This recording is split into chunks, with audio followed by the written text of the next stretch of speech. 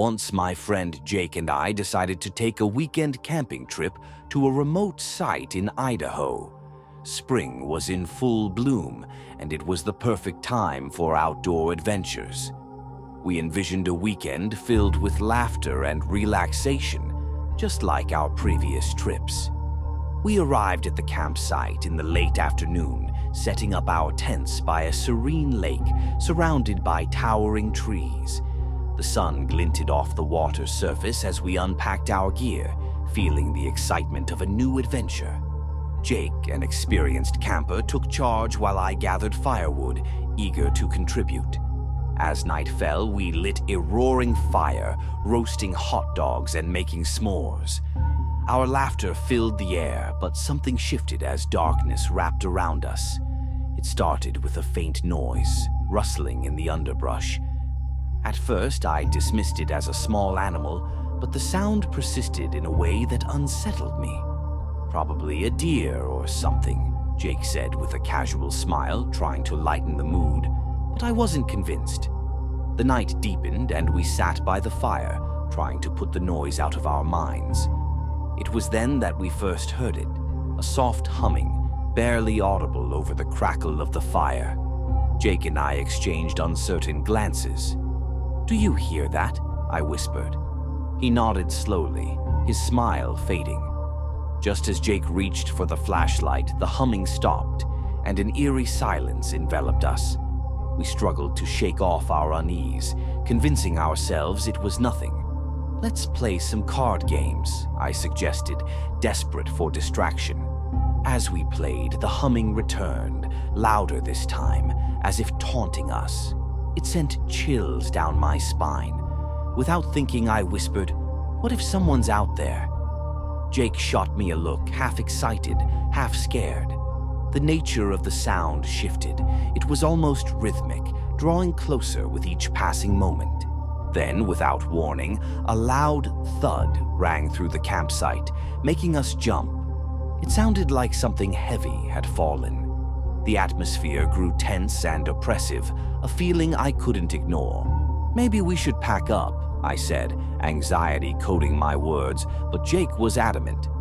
"We can't. It's dark and it's too late to move." He was right, but I couldn't shake the feeling that we were being watched. The game continued until a sudden snap of a branch echoed nearby.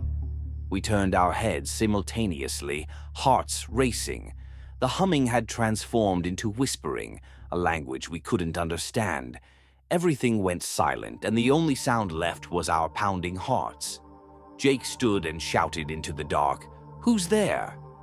His bravado echoed into the void, but there was no response, only the distant sound of shuffling. Fear consumed me, and I suggested we retreat to our tents. Once tucked inside, I couldn't help but glance outside, watching the darkness outside, which felt almost alive. I eventually drifted into an uneasy sleep, but was soon jolted awake by distinctly odd noises. A scraping outside our tent, followed by the unmistakable sound of footsteps. With my heart in my throat, I peered out. The moonlight illuminated our surroundings, and I saw what appeared to be Jake standing outside. "What are you doing?" I asked, but he didn't respond. Something was off. I unzipped my tent, calling out, "Jake?" Just then, I realized his tent was still zipped up tight. Panic set in. If that wasn't him, then who was it? My heart raced as I quickly zipped back into the safety of my tent, desperation flooding my senses. I barely slept. The feeling of dread engulfed me like a thick fog. As the first light broke through the trees, I nudged Jake awake.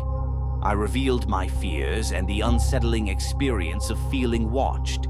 He listened, his earlier bravado now replaced by sober realization, grabbing his bear spray instinctively. We quickly packed our things, the woods feeling oppressive around us. I wanted nothing more than to flee that place, a terrible energy seeming to linger in the air. As we hiked back to the car, the woods remained silent, each crack of a twig beneath our feet amplifying the discomfort of the night. When we reached the car, I glanced back at the campsite, feeling the weight of the night pull at me. The horror of our experience echoed in my mind, blanketing any fond memories of camping. Neither of us spoke about our experience as we drove away, the quiet of the forest suffocating any conversation. Now I struggled to find the courage to camp again, haunted by shadows and whispers. Some nights in the wild should be remembered only as lessons learned, warnings to heed, and dangers best left unnamed. Sometimes the scariest things are not the ghosts of the past, but the living realities hidden beneath the trees.